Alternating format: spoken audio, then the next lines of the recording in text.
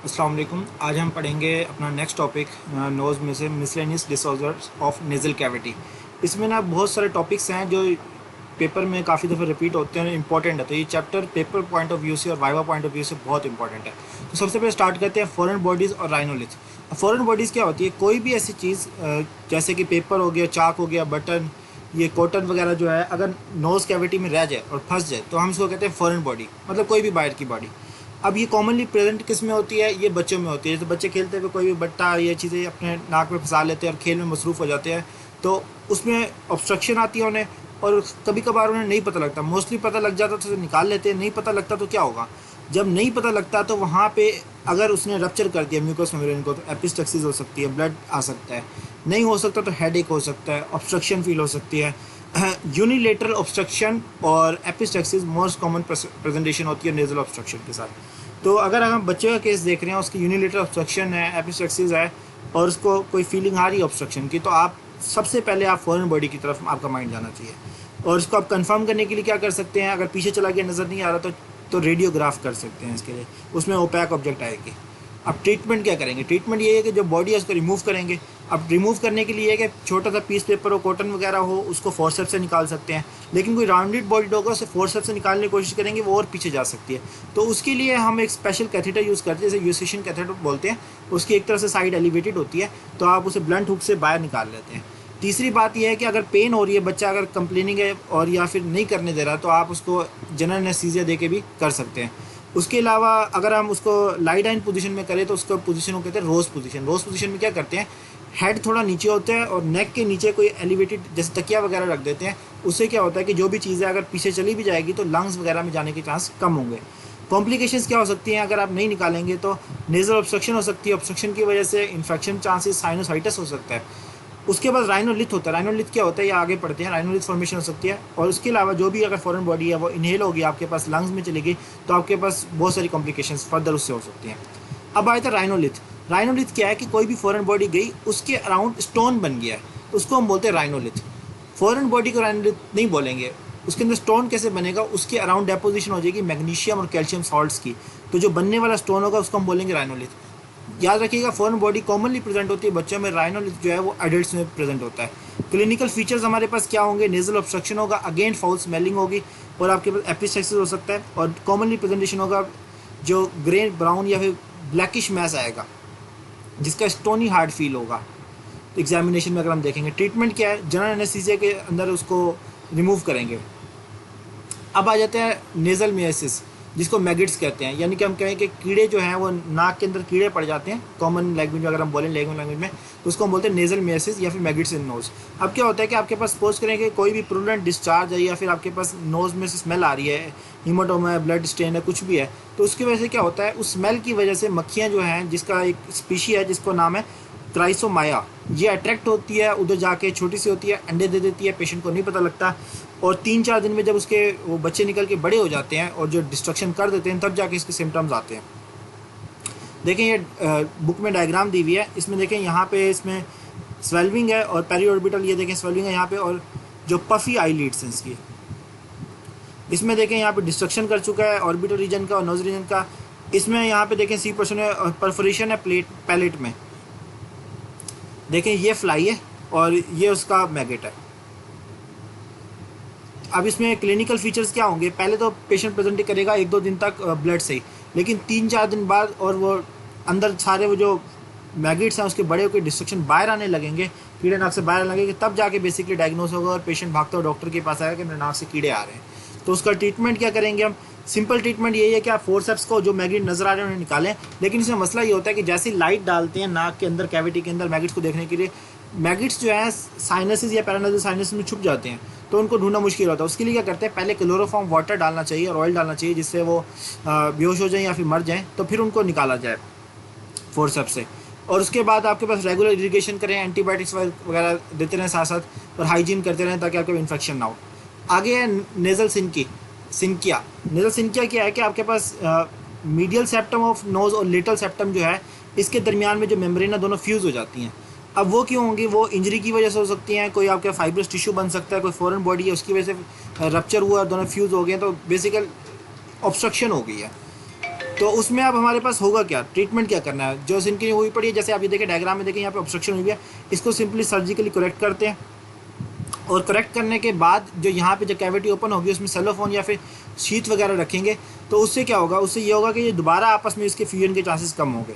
अब आए थे कॉर्नियल एट्रीजिया, ये थोड़ा सा इंपॉर्टेंट टॉपिक, ये हमने पहले बताया था। क्वाना क्या होता है, क्वाना वो रीजन होता है जहाँ पे नोज़ से नेजोफेरिंक्स में जाते हैं, उस पॉइंट को बोलते हैं क्वाना। तो कॉर्नियल एट्रीजिया से मुराद ये है कि हमारे पास जो सुराख है, वो ओपनिंग है नोज से नेजोफेरिंक्स में जाने की, वो बंद है। अब ये क्यों होगा, ये बेसिकली कॉन्जेनिटल डिफेक्ट होता है। उसमें क्या होता है कि हमारे पास नेजल कैविटी और ओरल कैविटी के दरमियान मेम्ब्रेन होती है, जिसको बक्को नेजल मेम्ब्रेन बोलते हैं। नॉर्मली ये प्रेजेंट होती है, बाद में इसकी प्रेजेंस ख़त्म हो जाती है, तो ख़त्म होने के बाद ये एट्रीजिया ख़त्म हो जाता है। लेकिन कुछ केसेस में बच्चों में प्रेजेंट करती है। जब ये प्रेजेंट करतेगी तो ऑब्स्ट्रक्शन रहेगी, यूनिलेटरल भी हो सकती है, एक साइड की, बाइलेटरल दो साइड की, कंप्लीट और इनकम्प्लीट दोनों हो सकती है, और इसमें बोनी ऑब्स्ट्रक्शन भी कॉमन है। जब ये होगा तो आप इसको प्रेजेंट कैसे करेंगे, नेजल ऑब्स्ट्रक्शन है। डायग्नोसिस कैसे करेंगे, डायग्नोसिस इंपॉर्टेंट है। तो जो भी आपके पास म्यूकस डिस्चार्ज आएगा उसमें एयर सेल्स नहीं होंगे पहली बार, और अगर आप एक ड्रॉप डालते हैं मिथाइलिन ब्लू के, क्योंकि वो पीछे से ऑब्स्ट्रक्शन हुई हुई है, तो वो आपके पास फेरिंग्स में जाएंगे नहीं, तो वो डिटेक्ट होंगे नहीं। और उसके बाद हम देखते हैं फ्लेक्सिबल नेजल एंडोस्कोपी, एक एंडोस्कोप डालेंगे तो वो आपके पास पीछे पास नहीं होगी, क्योंकि ऑब्स्ट्रक्शन वो शो करेगा। रेडियोग्राफ से और सीटी से भी आप पता लगा सकते हैं। इमरजेंसी में इसको फ़ौरन आप बाइलेटरल ओपनिंग करते हैं, नहीं तो फिर आप क्या करते हैं कि पेशेंट की अगर आप सर्जरी नहीं कर सकते तो आप उसके बाद जो फीडिंग निप्पल है उसको मुंह में दे के उसमें सुराख कर देते हैं, ताकि एयर का पैसेज आराम से पास होता रहे और पेशेंट को ज़्यादा ऑब्स्ट्रक्शन भी ना हो। और एक कॉर्नियल एट्रीजिया ऐसी चीज़ है कि अगर बच्चों में स्टार्ट में हो जाए और डेवलप हो जाए तो बच्चे इससे डेथ की तरफ भी जा सकते हैं। उसकी वजह क्या है, उसकी वजह ये हमारे पास ये है कि उनको मुंह से सांस लेने की आदत नहीं होती, वो ओनली नोज ब्रीदर्स होते हैं। तो बड़ों के लिए तो इतना ज़्यादा मसला नहीं है, बच्चों के लिए ज़्यादा ख़तरनाक चीज़ है ये। अब हम आ जाते हैं अपने नेक्स्ट टॉपिक की तरफ, CSF राइनोरिया। इससे ये UHS से रिलेटेड काफ़ी इंपॉर्टेंट क्वेश्चन है, इससे रिपीटेड क्वेश्चन आते हैं पास्ट पेपर में, तो इसको ज़रा गौर से पढ़िएगा। इसमें क्या है, CSF राइनोरिया होता है। CSF राइनोरिया में क्या होता है कि आप देखें, CSF पहले आपको पता होगा जी, सेरिब्रोस्पाइनल फ्लूइड, ये आई होप सो आपने पढ़ा होगा। इसमें क्या होगा कि आपके पास जो बोन है, आपके पास cribriform plate of ethmoid, commonly clinical आपका इसी तरह आता है कि क्रीबरी प्लेट ऑफ एथमॉइड जो है वो रप्चर हुई है या फिर पेशेंट को फ्रैक्चर हुआ है, उसकी वजह से उसके नाक में से क्लियर फ्लूइड आ रहा है। याद रखिएगा कि जो नेजल डिस्चार्ज होता है उसमें म्यूकस सीरो सिक्रीशंस होती हैं, लेकिन इसका क्लिनिकल आएगा कि क्लियर फ्लूइड नोज से आ रहा है और वो स्निफ बैक नहीं हो रहा, क्योंकि जो नोज की सिक्रीशंस होती है वो हम स्निफ बैक कर सकते हैं, ये स्निफ बैक नहीं होगा। अब थोड़ा हम इसकी डिटेल देख लेते हैं कि डेफिनेशन क्या है। Leak of fluid from the nose is called as CSF rhinorrhoea, अगर वो ब्रेन से आ रहा हो।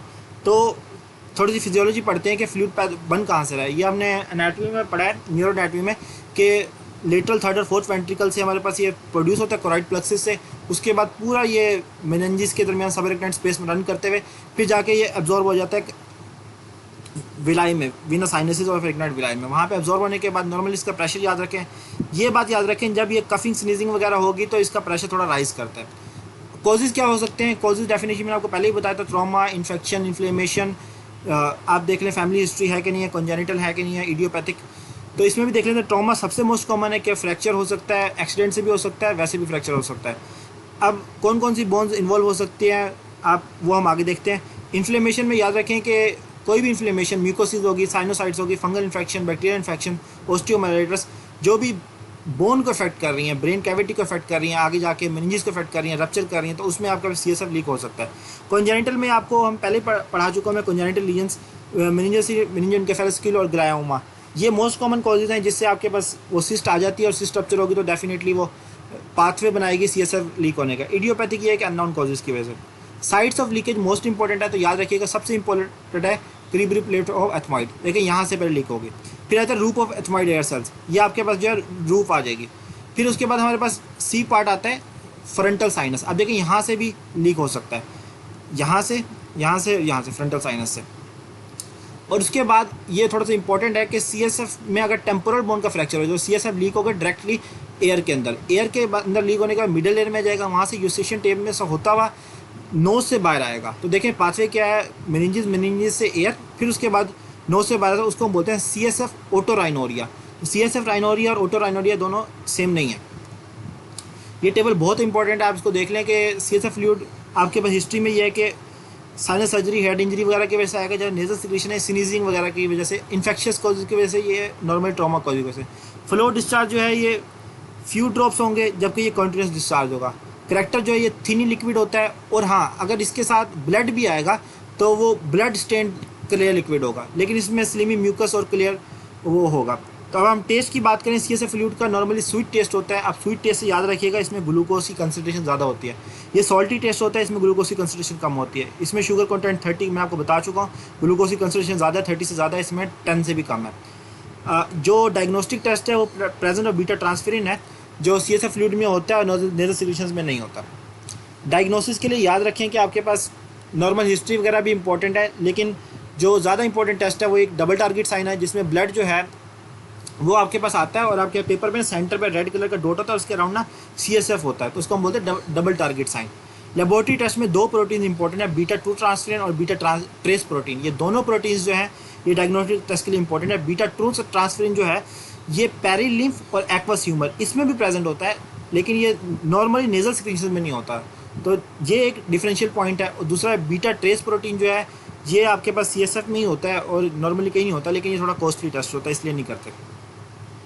लोकलाइजेशन ऑफ साइट के लिए देखें, जब बोन का कोई भी फ्रैक्चर वगैरह हो रहा है, जिसमें देखें सीएसएफ राइनोड ये हुआ क्यों रहा था, बोन्स के फ्रैक्चर हो रहे थे, तो आप याद रखें बोन के फ्रैक्चर के लिए सबसे इंपॉर्टेंट है सीटी, एचआरसीटी या फिर सीटी स्कैन करवाएं, एमआरआई करवाएं। एमआरआई सॉफ्ट टिश्यू की डैमेज के लिए देखते हैं, और यहाँ पे फ्लोरेसेंस स्टडी आप ये छोड़ दें, आप 2 लिख दें, ये भी बहुत है, एक्सरे, सीटी और उसके बाद एमआरआई। ट्रीटमेंट आप क्या करेंगे, ट्रीटमेंट आप नॉन सर्जिकल में ये कह सकते हैं पेशेंट को रेस्ट करवा सकते हैं, उसका हेड रेस्ट करवा सकते हैं, उसे कहते हैं कि ब्लोइंग ना करें, क्योंकि प्रेशर से आप हम पहले पढ़ चुके हैं सीएसएफ का प्रेशर राइज करता है वो बाहर ज़्यादा आएगा। सर्जिकल नॉर्मली ट्रीटमेंट होता है, इसका न्यूरोसर्जिकल इंट्राक्रेनियल अप्रोच है कि आप क्रेनियल कैविटी के अंदर से डायरेक्ट रहें। एक्स्ट्रा ड्यूरल अप्रोच में ये है कि जिस बोन का फ्रैक्चर है उस तरफ आए, अगर एथमॉइड का है तो एथमॉइडेक्टमी करवाएंगे एक्सटर्नल, अगर हमारे पास स्फिनाइड बोन का है तो स्फिनाइडल अप्रोच जाएंगे, अगर हमारे पास फ्रंटल है तो ओस्टियोप्लास्टिक फ्लैप अप्रोच जाएंगे, फ्रंट से डायरेक्ट जाएंगे।